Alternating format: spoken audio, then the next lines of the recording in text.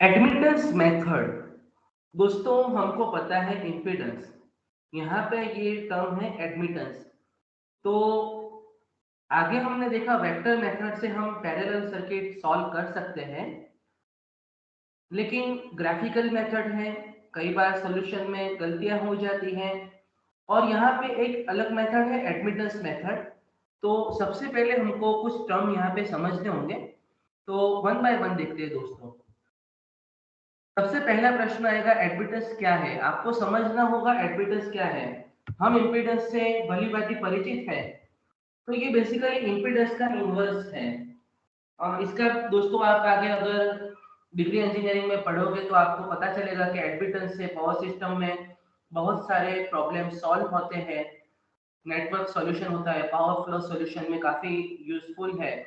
लेकिन अभी के लिए आपको इतना समझना है कि ये जो एडमिटेंस है वो इम्पीडेंस का इनवर्स है।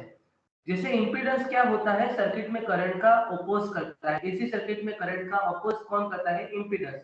तो एडमिटेंस अगर आपको डिफाइन करना है तो आप यूं कहेंगे, एडमिटेंस है वो करंट फ्लो को एनकरेज करता है, करंट फ्लो को अलाउ करता है। It is the measure of admitting current admitting ability, ऐसा भी कह सकते हो। सर्किट में से कितना करंट अलाउ करता है, एडमिट होने देता है, सर्किट में कितने करंट को अलाउ करेगा, वो सर्किट की कैपेसिटी को हम एडमिटेंस कहेंगे। क्योंकि ये इनवर्स है इम्पीडेंस का, इसी वजह से उसकी ये कैरेक्टरिस्टिक हमने डिफाइन की है। I is equal to 1 by Z. अभी दोस्तों z का फॉर्मूला हमको पता है r plus J X, we are knowing quite nicely, हमको हर तरह से पता है। z इज इक्वल टू हमको पता है square root of R square plus x square. तो यहाँ पे एडमिटेंस के लिए भी हम रियल और इमेजिनरी कंपोनेंट डिफाइन करेंगे दोस्तों। ये बहुत ही इंपॉर्टेंट वीडियो है, आप इसको अच्छी तरह से समझिएगा।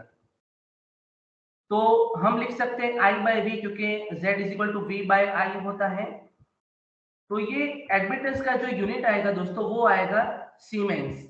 हम इसको मोह भी कह सकते हैं, क्योंकि ये ओम का उल्टा है। जेड में हम लोग ओम रेजिस्टेंस का, रिएक्टेंस का, इंपीडेंस का यूनिट हम लोग ओम लिखते थे, यहाँ पे हम लोग एडमिटेंस का यूनिट लिखेंगे मो। तो ये एक बात है। आगे बढ़ते हैं। तो ये मो सीमेंस आपको याद रखना है, अगर आपको कोई पूछ ले कि एडमिटेंस का यूनिट क्या है तो आपको पता होना चाहिए। तो दोस्तों हमने लिखा y is equal to 1 by Z, तो हम लिखेंगे r प्लस जे एक्स। अभी हम क्या करेंगे दोस्तों, यहाँ पे इसके लिए रियल और इमेजिनरी कंपोनेंट लाएंगे, लेकिन यहाँ पे डिनोमिनेटर में है, नीचे है, तो हम इसको यहाँ पे थोड़ा सिंप्लीफाई करते हैं, दोनों तरफ r माइनस जे एक्स से मल्टीप्लाई करेंगे। तो आपको पता है r minus J square x square और माइनस जे स्क्वायर क्या होगा, जे स्क्वायर का वैल्यू -1 होगा, तो यहाँ पे r square plus x square आ जाएगा, क्योंकि j square is equal to -1 होता है, माइनस माइनस प्लस, तो यहाँ पे डिनोमिनेटर में आ जाएगा r square plus x square. तो r minus j x divided by are square plus x square. अभी ये भी इसको हम सिंपल नहीं कह सकते, क्योंकि हमको रियल और इमेजिनरी कंपोनेंट अलग अलग चाहिए, तभी हम उसको अच्छे से समझ पाएंगे। तो दोस्तों यहाँ पे मैंने रियल और इमेजिनरी कंपोनेंट अलग अलग कर दिए। ये चीज को हम ऐसा है कि यहाँ पे ये जो रियल कंपोनेंट है r upon are square plus x square, इसकी एक रियल वैल्यू मिलेगी और ये कंपोनेंट की इमेजिनरी वैल्यू मिलेगी। तो ये जो इम्पीडेंस में r प्लस जे एक्स आता है उसी प्रकार है। तो ये जो पहला टर्म है उसको हम g कहेंगे, जिसे कंडक्टेंस कहते हैं। कंडक्टेंस दोस्तों डीसी सर्किट में आपने पढ़ा था, जो सर्किट में जिसी प्रकार एक आप कह सकते हो कि रेजिस्टेंस है उसका इनवर्स है conductance. G is equal to 1 by R, ऐसा हम लोग कई बार पढ़ चुके हैं और डीसी सर्किट में हमने पढ़ा हुआ है। और ये इमेजिनरी कंपोनेंट है, जो ये आप कह सकते हो कि रिएक्टेंस जैसी कैरेक्टरिस्टिक रखता है उसके अपोज वाली। तो ये जो कंडक्टेंस है जो सर्किट में से करंट अलाउ करता है, तो ये एडमिटेंस y हमारा एडमिटेंस है, उसके दो कंपोनेंट है, एक कंडक्टेंस और b हमारा ससेप्टेंस है।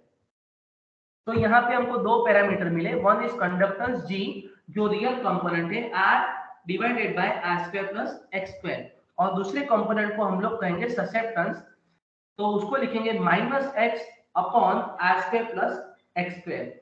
यहाँ पे माइनस है दोस्तों, ये बात आपको याद रखना है। तो ये हमारा एडमिटेंस हुआ। तो दोस्तों एडमिटेंस है सर्किट में से करंट अलाउ करता है और उसके दो कंपोनेंट है G और B। G को हम कंडक्टेंस कहेंगे, R upon are square plus x square, और बी को हम ससेप्टेंस कहेंगे minus x upon are square plus x square. तो ये दो कंपोनेंट है, इससे हम आगे का सॉल्यूशन देखेंगे। तो हमको ये इक्वेशन मिला और हमको ये भी पता y is equal to g plus j b. Plus j b लिख दिया तो b का मतलब आपको लेना है minus x upon are square plus x square. तो यहाँ पे दोस्तों ये बात है, अगर मान लीजिए कि आपकी सर्किट है, वहां पे सिर्फ इंडक्टर कनेक्ट किया गया है, तो ये आपका इम्पीडेंस मिलेगा, ठीक है। तो उस केस के लिए अगर यहाँ पे आपको ये देखिए रेजिस्टेंस, रिएक्टेंस, इम्पीडेंस, तो ये जो ट्राइंगल है इम्पीडेंस ट्राइंगल कहते हैं, तो ये इसको एडमिटेंस ट्राइंगल कहेंगे।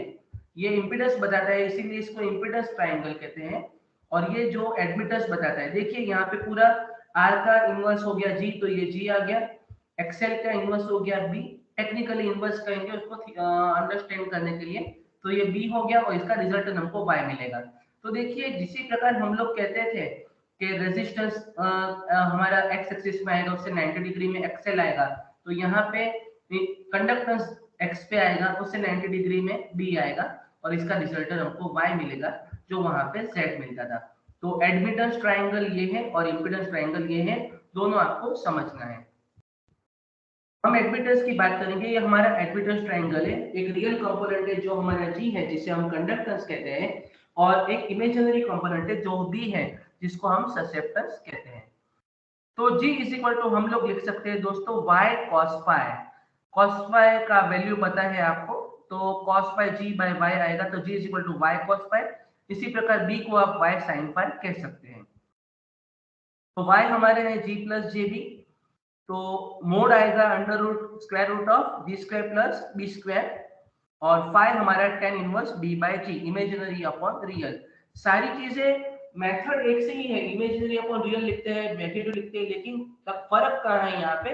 फर्क ये है, यहाँ पे हम एडमिटेंस डिफाइन करते हैं y is equal to g plus j b, वहां पे z is equal to r plus j x था, तो इतना ही फर्क है दोस्तों।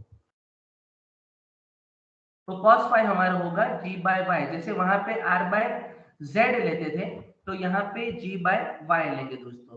तो ये टर्म आपको समझना है, cos phi is equal to r by z, r की तरह यहाँ पे एनालोगस कंपोनेंट है g कंडक्टेंस, और z की तरह एनालोगस कंपोनेंट है y तो एडमिटेंस, तो cos phi is equal to g by y। तो इसी प्रकार सर्किट को सॉल्व करके आप लोग g ढूंढ सकते हो, बी ढूंढ सकते हो, पावर फैक्टर ढूंढ सकते हो, और सर्किट का सॉल्यूशन भी कर सकते हो। आई होप आपको पता चला। हम लोग आने वाले कुछ वीडियोस में एग्जांपल्स देखेंगे, आपको ज्यादा उससे क्लियर होगा। Thank you and keep learning.